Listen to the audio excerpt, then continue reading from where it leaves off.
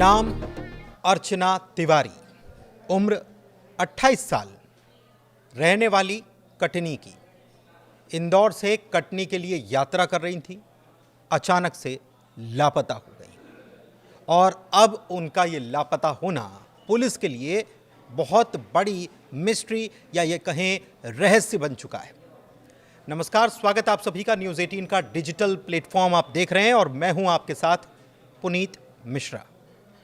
रक्षाबंधन पर घर लौट रही थी सिविल जज की तैयारी कर रही अर्चना, 28 साल की अर्चना।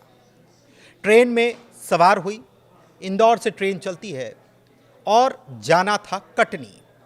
लेकिन इस दौरान ट्रेन तो कटनी पहुंची, लेकिन अर्चना कटनी नहीं गई। तो फिर कहां गई?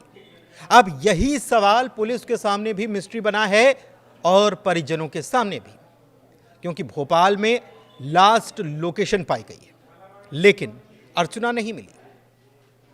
इंदौर में रहकर सिविल जज की तैयारी कर रही कटनी की बेटी का चलती ट्रेन से रहस्यमयी तरीके से लापता या गायब हो जाने का मामला सुर्खियों में छा गया है।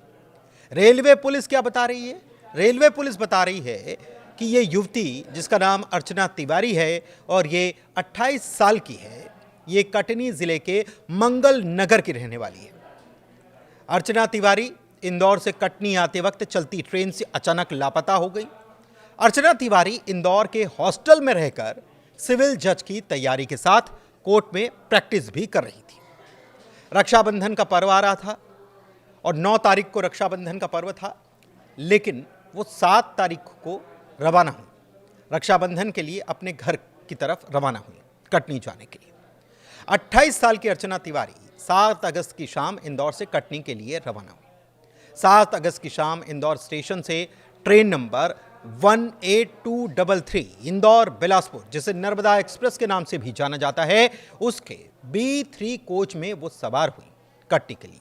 सीट नंबर थी 3। ट्रेन तो कटनी साउथ स्टेशन पर पहुंची, लेकिन अर्चना नहीं मिली। कटनी पहुंची ही नहीं, और जब वो पहुंची नहीं तो परिजनों को फिक्र हुई। परिजनों ने कॉल किया, लेकिन मोबाइल नंबर बंद मिला, और मोबाइल बंद मिला तो परिजन हो गए परेशान। अर्चना की तलाश शुरू कर दी गई। परिजनों ने फिर उमरिया जिले के रिश्तेदार से फोन किया, संपर्क किया, और तब पता चला कि अर्चना का बैग तो ट्रेन से उमरिया स्टेशन में उतार लिया गया, यानी कि उमरिया स्टेशन पर उसका बैग पहुंच गया, लेकिन अर्चना नहीं। युवती जो है अर्चना, उसके बड़े पिता बाबू प्रकाश तिवारी कटनी कोर्ट में वकील हैं और उन्होंने बताया कि अर्चना शुरू से ही पढ़ाई में होशियार थी। LLM की पढ़ाई की, उसके बाद जबलपुर से पढ़ाई की और वहीं रहकर 3 साल की प्रैक्टिस भी की, जबलपुर हाई कोर्ट में प्रैक्टिस की, और वो सिविल जज की तैयारी के लिए 8 महीने से इंदौर में थी और वहां पर कोचिंग कर रही थी। जानकारी जो आई उसके मुताबिक रानी कमलापति स्टेशन, जो कि भोपाल का स्टेशन है, यहां तक वो ट्रेन में नजर आई, और उसके बाद वो कहां गई किसी को कुछ पता नहीं चल पा रहा है। बड़ी बात यह है कि उनका मोबाइल भी बंद है। परिजनों ने कटनी GRP थाने में इसकी शिकायत दी और गुम इंसान का मामला कायम कराया।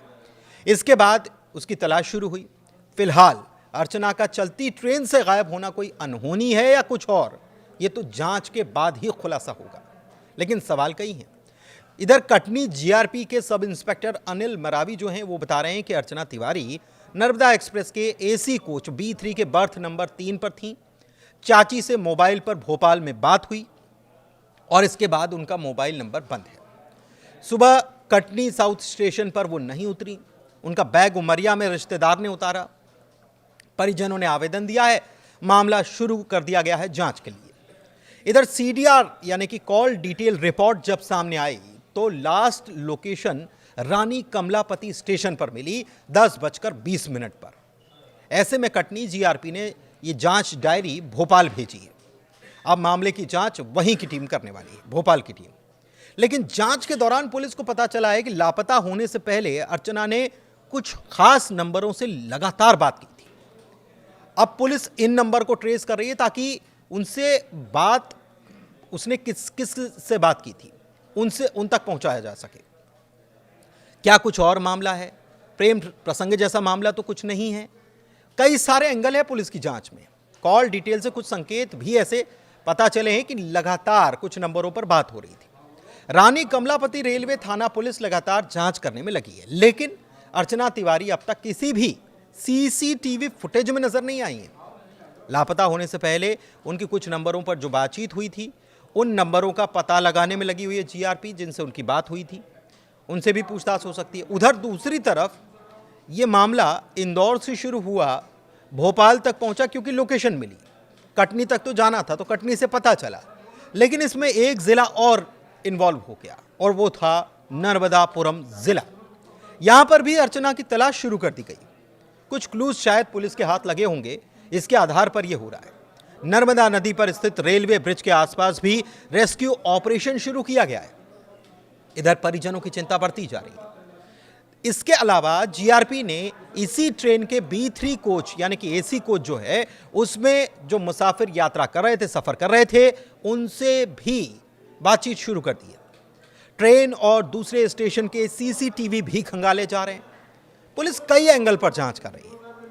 मसलन कहीं किसी जान पहचान वाले के साथ तो वो नहीं चली गई, क्या उनके साथ कोई अनहोनी हुई, कोई हादसा हुआ, या फिर उनके साथ कोई अपराध तो नहीं घटित हुआ, क्या कोई इमरजेंसी के हालात बन गए थे जिसकी वजह से वो निकल गई और कहाँ निकली। बहुत सारे एंगल हैं।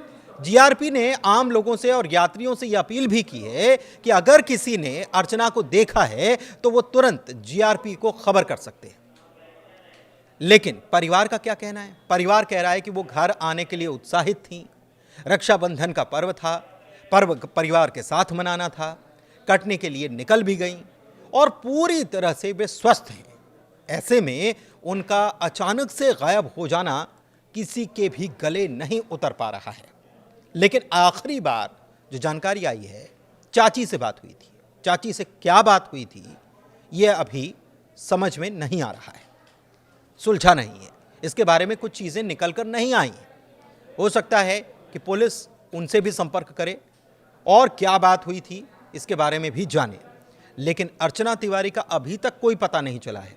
हालांकि पुलिस के हाथ कुछ अहम सुराग लगे हैं, ऐसी सूत्रों की तरफ से खबर मिल रही है। इसके आधार पर ही पुलिस की जांच आगे बढ़ रही है और ये नर्मदापुरम तक भी पहुंच चुकी है। धन्यवाद।